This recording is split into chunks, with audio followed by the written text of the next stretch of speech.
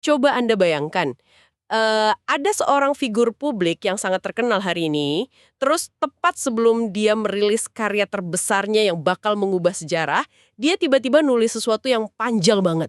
Semacam klarifikasi gitu ya. Nah, iya, tujuannya tuh buat menyerang balik komentar-komentar netizen, meluruskan rumor, dan ngasih peringatan keras buat siapapun yang berani mengkritik karyanya tanpa baca sampai habis. Terdengar familiar ya, kayak drama media sosial zaman sekarang. Bener banget sih itu, terdengar kayak drama media sosial. Tapi ternyata René Descartes, sang filsuf besar itu, udah ngelakuin hal kayak gini di abad ke-17. Wow, jauh sebelum ada internet ya. Jauh banget. Dia tanpa sadar kayak menciptakan versi awal dari utas klarifikasi. Dan hari ini di penelusuran mendalam kita bakal membedah secara spesifik bagian kata pengantar untuk membaca atau preface to the reader. Ya, ini dari mahakaryanya yang berjudul Meditations on First Philosophy. Betul. Kalau diibaratkan Descartes ini lagi memasang kuda-kuda intelektualnya. Jadi untuk Anda yang mendengarkan, siapkan diri Anda. Oke, mari kita bedah ini. Dan konteks di balik teks ini tuh sangat krusial. Fokus diskusi kita hari ini ada pada halaman 8 hingga 10 dari dokumen tersebut. Oke, halaman 8 sampai 10 ya. Iya. Jadi sebelum Descartes melangkah lebih jauh untuk membuktikan keberadaan Tuhan dan membedah esensi ruh yang terpisah dari tubuh fisik, Yang mana itu materi inti bukunya kan? betul sekali. Nah, sebelum masuk ke sana, dia merasa ada utang masa lalu yang harus dibayar. Dia nggak bisa langsung membangun fondasi filsafat baru kalau puing-puing perdebatan dari masa lalu belum dibersihkan. Sendiri gitu. Maksud saya kalau dia emang yakin itu sama argumen di buku barunya ini, ya kenapa nggak langsung aja dihajar masuk ke materinya? Kenapa harus repot-repot bikin sesi klarifikasi ini? Karena Descartes itu sangat terobsesi dengan kepastian mutlak. Gini, pada tahun 1637, dia kan menerbitkan buku Discourse on the Method. Ah ya, buku yang sebelumnya itu ya? Betul. Di sana dia udah melempar sedikit gagasan soal pikiran manusia dan Tuhan. Dan publikasi itu memancing banyak banget reaksi dari kalangan akademisi. Pasti banyak yang protes kan? Oh, sangat banyak. Sebagian besar kritik yang dia terima sih dianggapnya nggak relevan. Tapi dia menyortir dan menemukan ada dua kritik utama yang menurutnya cukup berbobot. Jadi dia milih dua pertanyaan terbaik dari netizen zaman itu. Persis. Dia merasa kalau dua keraguan ini nggak dihancurkan dari awal, Anda sebagai pembaca bakal masuk ke buku barunya dengan kacamata yang buram. Menarik. Oke, mari kita telusuri kritik yang pertama. Kalau nggak salah, ini berkaitan dengan klaim revolusionernya tentang manusia itu sekedar sesuatu yang berpikir ya? Benar. Jadi, argumen Descartes sebelumnya itu bilang kalau manusia pada intinya hanyalah entitas yang berpikir. Terus, para pengkritiknya protes dengan logika yang, jujur aja, sangat masuk akal. Mereka bilang apa? Mereka bilang, tunggu dulu Descartes, hanya karena kamu merasa atau sadar bahwa dirimu cuma pikiran, itu nggak otomatis ngebuktiin kalau esensi aslimu di dunia nyata tuh cuma pikiran doang. Oh, masuk akal sih. Kan pasti ada hal fisik lain kayak otak atau tubuh yang mungkin beroperasi tanpa kamu sadari. Maksudnya, kalau saya lagi duduk diam nih, tutup mata, terus cuma fokus sama isi kepala saya emang nggak sadar punya tubuh. Tapi bukan berarti kaki sama tangan saya tiba-tiba hilang kan? Nah itu dia poin kritikusnya. Wajar banget kalau orang mikir Descartes itu terlalu buru-buru ambil kesimpulan. Terus gimana cara dia nangis argumen ini tanpa bikin teorinya sendiri hancur? Descartes nggak menghindar. Dia marah memperjelas parameter argumennya. Dia merespons dengan memisahkan dua hal. Apa tuh? Yang pertama urutan persepsi, dan yang kedua urutan kebenaran objektif. Urutan persepsi dan kebenaran objektif. Oke. Dia bilang, di buku lamanya, dia itu cuma ngomong murni dari sudut pandang apa yang dia sadari aja. Dia belum bikin klaim absolut soal realitas fisik. Tunggu. Saya agak bingung nih. Bedanya persepsi sama kebenaran objektif dalam kasus ini tuh kayak gimana prakteknya? Gini aja, coba Anda bayangkan Anda lagi ngintip ke dalam sebuah ruangan, tapi cuma lewat lubang kunci pintu yang kecil banget. Oke, ngintip lewat lubang kunci. Dari situ, persepsi Anda bilang kalau di dalam ruangan itu cuma ada sebuah kursi kayu. Anda cuma sadar akan kursi itu aja. Iya, karena cuma itu yang kelihatan kan? Betul. Terus kritikus datang dan nuduh Anda. Jangan berasumsi dong kalau ruangan itu isinya cuma kursi kayu doang. Bisa aja ada meja di sudut yang gelap. Oh, paham. Terus Descartes jawabnya gimana? Descartes jawab, saya nggak pernah bilang ruangan itu cuma berisi kursi. Saya bilang, satu-satunya hal yang bisa saya pastikan saat ini adalah kursi itu. Wah, cerdik juga ngelesnya. Bukan sekedar ngeles, dia lagi bangun fondasi epistemologinya. Masalah terbesarnya kan menjembatani apa yang ada di pikiran kita sama realitas di luar sana. Iya, supaya kita tahu apa yang kita pikirkan itu beneran valid atau enggak. Makanya dia bilang kepada pengkritiknya, sabar dulu.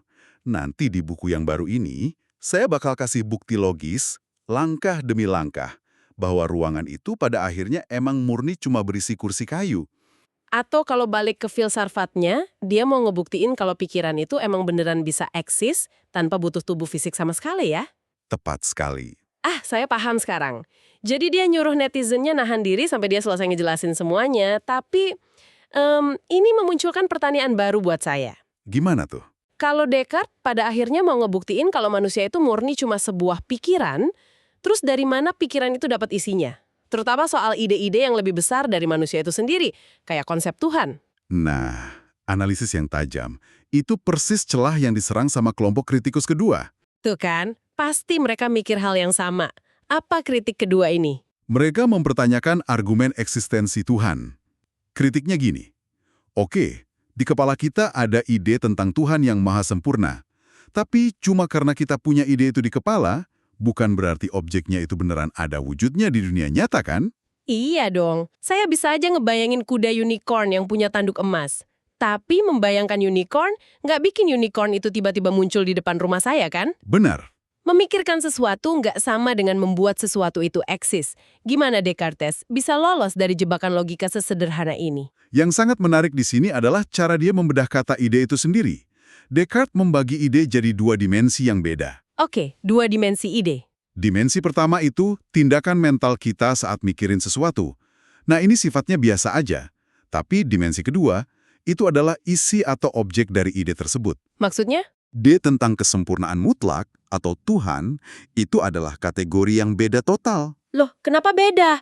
Bukannya otak saya juga bisa aja ngebayangin orang kuat, terus orang yang lebih kuat lagi, dan akhirnya menggabungkan semua itu jadi ide soal maha kuat. Kelihatannya begitu, tapi Descartes bersandar pada prinsip kausalitas dasar. Akibat nggak mungkin punya realitas atau kesempurnaan yang lebih besar dari sebabnya. Sesuatu yang kecil nggak bisa bikin sesuatu yang lebih besar. Persis. Gini, pikiran manusia itu kan cacat, serba kurang, dan terbatas. Kita sering ragu dan sering salah kan? Iya, manusia memang nggak sempurna. Makanya, nggak masuk akal kalau entitas yang terbatas dan cacat kayak kita ini bisa merakit sebuah konsep murni tentang kesempurnaan absolut. Jadi maksudnya gabungin banyak hal yang terbatas di kepala kita itu nggak akan secara ajaib berubah jadi ketidakterbatasan yang mutlak. Konsep yang sangat akurat. Manusia secara harfiah tuh nggak punya bahan baku di dalam dirinya buat menciptakan ide soal ketidakterbatasan yang sejati. Jadi idenya datang dari mana dong? Ide itu pasti udah ditanamkan ke pikiran Anda dari luar. Ditanamkan oleh entitas yang memang benar-benar punya kesempurnaan tersebut. Descartes nganggap ide Tuhan di kepala kita itu kayak tanda tangan sang pencipta di karyanya. Wah, kalau saya boleh bikin perumpamaan nih ya, ini tuh kayak misalnya saya nemuin cetak biru desain reaktor nuklir yang rumit banget di dalam saku anak balita. Haha, analogi yang bagus. Kan saya nggak bakal mikir kalau balita itu yang gambar reaktornya pakai krayon. Pasti ada insinyur jenius yang masukin kertas itu ke saku dia. Dan pengantar ini berfungsi buat meletakkan prinsip dasar itu. Dia minta pembaca sepakat dulu sama fondasinya bahwa ide yang tak terbatas menuntut penyebab yang juga tak terbatas sebelum dia bongkar buktinya lebih dalam nanti. Oke. Tapi ini memunculkan sebuah kontradiksi yang agak ganggu pikiran saya nih. Kontradiksi apa tuh? Kalau logika kausalitas Descartes tentang ide Tuhan ini sekuat itu, kenapa dia malah terang-terangan nolak meladeni kaum ateis di pengantar ini? Soal itu. Iya, dia kan nulis eksplisit kalau dia nggak bakal buang waktu balas argumen ateis. Itu kedengerannya kayak, alasan buat menghindar nggak sih? Agak arogan buat filsuf yang katanya nyari kebenaran mutlak. Banyak pembaca modern mikir gitu juga, terkesan elitis atau lari dari debat. Tapi buat Descartes, ini murni urusan efisiensi intelektual. Efisiensi, maksudnya malas nanggepin. Bukan males, tapi argumen kaum ateis di zaman itu, menurut dia, selalu dibangun di atas fondasi yang emang udah cacat dari awal. Berdebat pakai aturan main mereka, itu buang-buang waktu. Emangnya apa cacatnya? Ada dua kesalahan fatal. Kesalahan pertama, mereka selalu jatuh ke dalam antropomorfisme. Antropomorfisme, memanusiakan yang bukan manusia ya. Betul. Mereka mengkritik Tuhan, tapi dengan ngasih Tuhan itu sifat, emosi, atau kelebahan kayak manusia. Oh, kayak ngebayangin Tuhan sebagai cowok tua berkumis di langit yang bisa marah, cemburu, atau ngambek. Iya, mereka mendesain konsep Tuhan yang sangat manusiawi, terus mereka serang dan hancurkan sendiri konsep buatan mereka itu. Padahal mereka sendiri yang bikin konsepnya. Makanya Descartes ngerasa kalian ini nggak mendebat kesempurnaan mutlak. Kalian cuma mendebat proyeksi kelemahan manusia. Masuk akal. Terus kesalahan kedua apa? Kesalahan kedua ini kebalikannya, yaitu arogansi dari akal manusia itu sendiri. Manusia tuh sering ngerasa akalnya udah mentok pinternya, sampai merasa berhak membatasi atau mendikte apa yang bisa dan nggak bisa dilakuin Tuhan. Wah, ini bikin saya ingat sama sesuatu. Disinilah bagian yang sangat menarik menurut saya. Kenapa tuh? Bayangin argumen ateis, ini tuh kayak karakter di video game 2 dimensi. Karakter game 2D gimana tuh? Iya, katakanlah karakter 2D ini tiba-tiba punya kesadaran, terus dia ngelihat layar, dan mulai protes ke sang programmer di dunia 3 dimensi. Oke. Karakter ini bilang, desain game ini nggak logis. Kenapa ada jurang di sini? Programmer ini pasti nggak ada, karena perbuatannya nggak masuk akal buatku. Padahal karakter 2D ini sama sekali nggak punya instrumen buat paham dunia 3 dimensi. Dia nggak ngerti apa itu ruang kedalaman, atau fakta kalau dia cuma sekedar baris kode. Bukankah Descartes cuma mau ngomong soal menyadari kapasitas otak kita sendiri? Jika kita hubungkan ini dengan gambaran besarnya, analogi dimensi Anda itu tepat sasaran. Akal manusia itu sifatnya finite atau terbatas. Terbatas oleh ruang dan waktu. Betul. Sedangkan konsep Tuhan yang dibahas itu incomprehensible and infinite. Tak terbatas dan gak bisa sepenuhnya ditangkap akal. Mencoba ngukur hal yang infinite pakai penggaris yang finite pasti bikin frustrasi sendiri. Itulah alasan dia ngabaikan kaum ateis di pengantar ini. Dia nolak masuk ring tinju kalau aturan mainnya memaksa yang tak terbatas dimasukin ke kotak pemahaman manusia yang terbatas. Wow, karena jurangnya selebar itu antara otak kita sama konsep filsafatnya, pantas aja Descartes ngeluarin sebuah disclaimer atau peringatan keras banget di bagian selanjutnya. Iya, dia kayak memasang pagar tinggi di pintu masuk bukunya. Pagarnya setinggi apa tuh? Dia menegaskan, dan ini seakan menantang pembacanya, kalau buku ini bukan buat pembaca kasual atau orang yang cuma mau ikut-ikutan tren nongkrong di Paris zaman itu. Kalau bukan buat sembarang orang, syaratnya apa dong buat baca bukunya? Syarat pertama, harus mau serius berpikir dan bermeditasi bareng dia. Syarat kedua, yang ini jauh lebih susah. Pembaca harus bisa melepaskan diri dari prasangka dan berhenti mengandalkan panca indera. Tunggu, berhenti mengandalkan indera. Maksudnya gimana? Kita kan butuh mata buat baca bukunya Descartes. Gimana caranya baca tanpa panca indera? Agak ironis ya? Refraksi cahaya. Atau saat Anda mimpi, rasanya fisik banget kan? Sampai Anda bangun dan sadar, itu bohong. Betul juga. Jadi, kalau Anda nyari kebenaran mutlak, Anda nggak bisa pakai alat ukur yang udah pernah nipu Anda, walau cuma sekali. Jadi ini lebih ke mematikan asumsi fisik dan beralih murni ke mata rasional. Tepat. Dan dia tahu ini proses yang bikin capek. Makanya dia nyindir tipe orang yang sukanya cuma ngasih small but noisy criticism. Kritikan kecil tapi berisik. Wah, dia mendeskripsikan netizen dan troll internet ratusan tahun sebelum Twitter ada. Iya kan?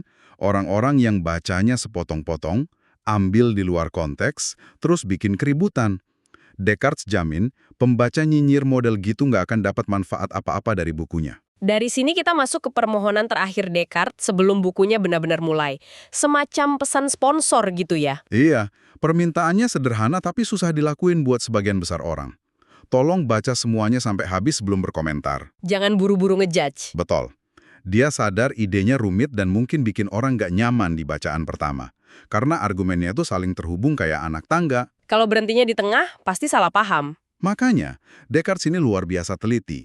Tahu nggak, Sebelum bukunya rilis, dia udah ngirim draftnya ke akademisi-akademisi jenius zaman itu buat dikritik abis-abisan. Oh, wow. Berani banget. Pertanyaan bodohmu udah ditanyain sama orang yang lebih pintar dari kamu, dan udah aku jawab tuntas. Kira-kira begitu kasarnya. Jadi, apa makna dari semua ini? Intinya, di halaman 8-10 ini, Descartes itu benar-benar lagi nyeleksi audiensnya. Dia bersihin kesalahpahaman lama, dan minta kita nyiapin mental yang terbuka sebelum masuk ke meditasi beratnya. Dan coba kita renungkan kenapa ini relevan banget buat Anda yang mendengarkan saat ini. Di era sekarang, kita gampang banget kepancing baca judul berita doang, terus langsung komen nyinyir. Sering banget itu. Etos kerja Descartes yang mengkaji secara utuh, sadar akan keterbatasan diri, dan ngelepasin prasangka, itu kemampuan berpikir kritis yang sekarang harganya sangat mahal. Sangat mahal dan langka.